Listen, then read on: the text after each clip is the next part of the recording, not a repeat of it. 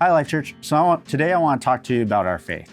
And so I want to talk to you about Barnabas. And in Mark 10:47 through 52, it says, when Bartimaeus heard that Jesus of Nazareth was nearby, he began to shout, Jesus, Son of David, have mercy on me. Be quiet. Many of the people yelled at him. But he only shouted louder, Son of David, have mercy on me.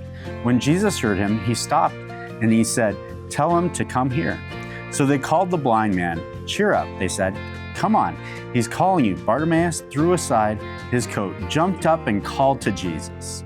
He said, what do you want? And Jesus came to him and replied, what do you want for me to do? Jesus asked him. And he says, my rabbi, the blind man said, I want to see.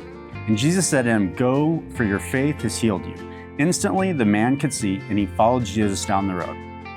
Bartimaeus had faith, and it was evident, right? Like his entire life there, in that moment, he had faith and everyone knew it. Matter of fact, it was so evident that it was obnoxious to the people around him, right? And Jesus responded to that faith. And my question is, in our moments of need, who is our source? Is it Jesus? And do we have faith? And do we act like Bartimaeus? So often I think that we come to those moments and we don't act like he does in those moments. We say that we have faith, but are we really seeking Jesus the way that he did? Are we really calling out to Jesus the way that he did? And so I just want to encourage you that in those moments to seek those out.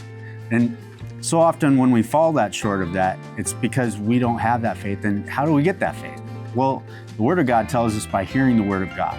So when you get to hear those stories about Jesus, it builds up your faith in knowing that God is faithful. God can do all the things that he said. God can be there for you. He can supply your needs.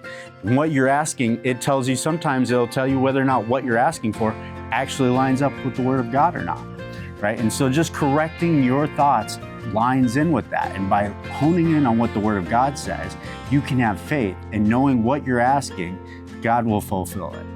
So I just want to share that with you today. Thanks.